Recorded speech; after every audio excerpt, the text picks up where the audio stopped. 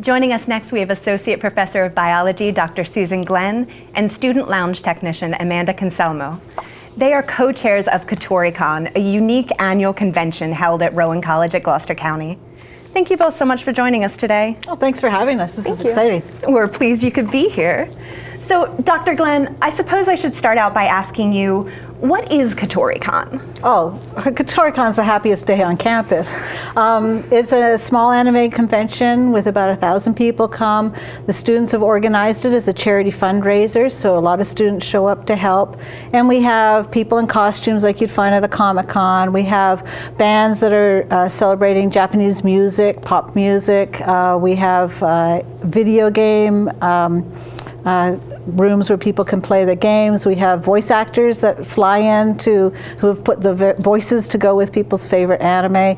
Vendors. There's just a lot going on that day. It's a big convention for the college, but small as far as anime conventions go. And anime conventions are all over the world, and we're just sort of one piece of that.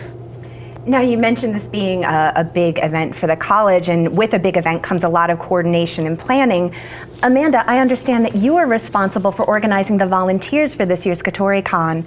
About how many did you have, and what were some of the ways they helped? We had about 84 volunteers. 53 of them are either current student and staff, or I think it's just, current student and staff. About 25 of them are past student and staff, so past alumni, past staff members, and they helped out with everything. We really could not do without with anything on at Kotoricon without them. They do badge checking. They help us get our guests to where they need to be. They when we ask them to run, they run. When we ask them to jump, they jump. We couldn't do anything without them. Now, you also coordinated the programming. What were some of your favorite highlights from this year's Kotoricon? One of my favorites is we did a Bob Ross Memorial Art Contest. So the premise was we got a video from Bob Ross, any one of his half-hour specials where he used to just do the painting, and we gave the contestants random art supplies.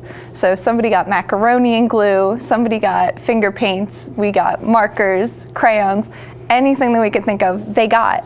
So they just followed along to Bob Ross doing his thing, and whatever the results were, got judged. Now, in addition to all of the fun and entertainment, at its heart, Kotoricon really is a fundraiser. Dr. Glenn, could you tell us a little bit about some of the charities that benefited from this year's event and how they were selected? So the charities are the most important part of the event. I don't think these volunteers would do anything if it wasn't for charity. I don't think they would just do this to have fun. And so we picked some big charities and some smaller charities. It's the students in the Japanese Anime Guild decide on the charities. So for the larger international ones, we support Liberty in North Korea, which helps rescue people escaping North Korea and resettles them, usually in South Korea. And we helped a woman and her 10-year-old son get to safety, which was amazing that we could have that impact.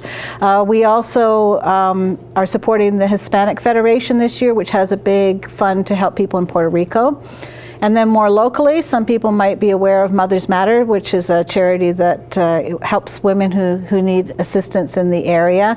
And also locally, we assist the Seabrook Buddhist Temple, which is a Japanese community that sort of keeps the Japanese culture alive and runs festivals and fundraisers. And we physically help out, and we also make a donation to them.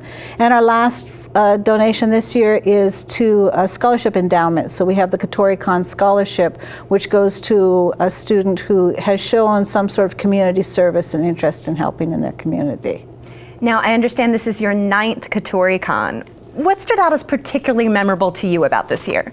Well, getting those volunteers to show up at 8 degrees on Saturday morning was very memorable, and kudos to them for all coming. But one of the exciting things that happened this year was we're a member of an international association of people that do these sorts of conventions. They've just published a book. We're in the book, which we're excited about, with all these other conventions around the world. And this was sent to 155 countries. 260 Japanese consulates have this book, and every member of the Japanese government was given a copy of the book. So that was exciting and unexpected.